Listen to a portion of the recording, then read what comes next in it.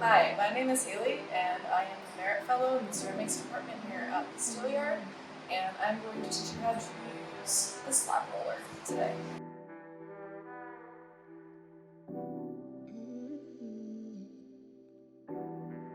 So first things first, you're going to find yourself a piece of canvas. All of our canvas lives underneath this machine, so you will never have to go super far to find a piece of canvas. You want one that will fit the piece of clay that you're going to be running through the slab roller. If you are making a wide slab, you're going to want to find a piece that is a wide piece when you double it. So it's going to look like a sandwich, a clay sandwich eventually. So I like the size of this piece of canvas for this slab of clay. Actually, I might even take away some of this clay. The most important thing to eyeball is how much clay you have in comparison to how much canvas you have. You never want clay to touch these hard rollers because it could jam the machine and make it really hard for you to work with this machine later on. So I like the amount of clay compared to the size of this piece of canvas. Like I said before, we're going to make a canvas clay taco sandwich. So I line my clay up to the halfway point. I like to pre-fold my canvas and then eyeball where the clay should sit so that it sits in that middle fold. I also have flattened out my piece of clay beforehand so that the machine isn't doing all the work. I know that that feels silly, but you want to make sure that you've at least flattened it out a little bit so that it feeds through the machine.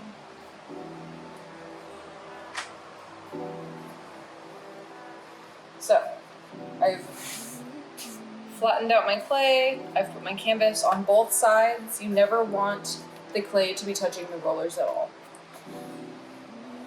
So, to the right of this machine, we have a gauge up here that aligns itself with this measuring system here. So if you turn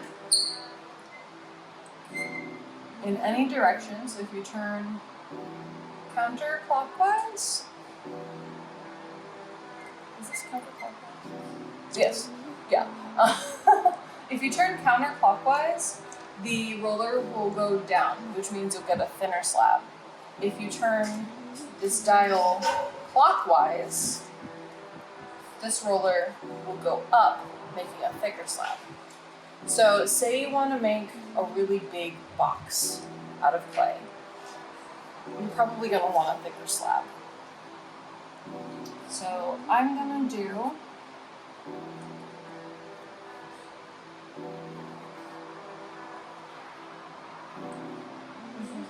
line it up.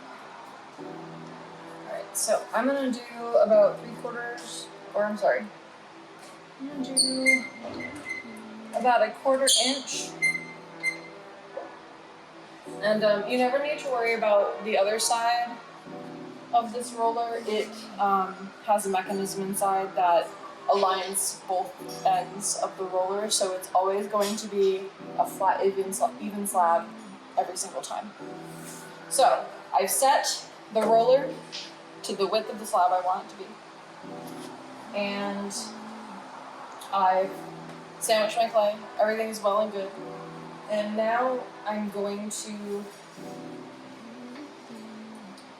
gently put my hand on this piece of clay right here. And it's sitting right up where the table meets the roller.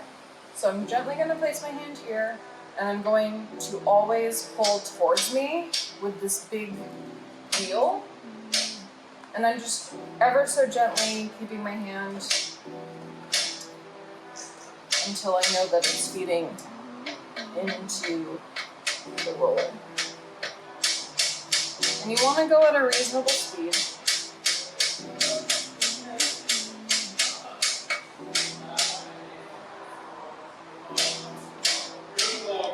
This is a good learning lesson. So I miscalculated how much clay I would be able to pull through this machine using this canvas. And so from here, before I get to the point where the clay is smushed onto this roller, I am going to pull this off. It should come off pretty easily. But from here, ta-da, once it stops moving, once it kind of moves freely, you can come to the other side.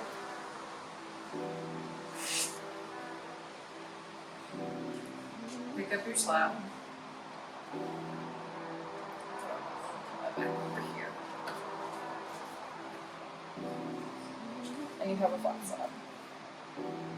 From here, you might find air bubbles. That might be from wedging, not wedging enough. But you can always run this through again. You can take a needle tool and pop all these bubbles and then smooth out the slab with a rib tool if you don't want the canvas texture. And yeah, then you have a nice fresh slab to work with.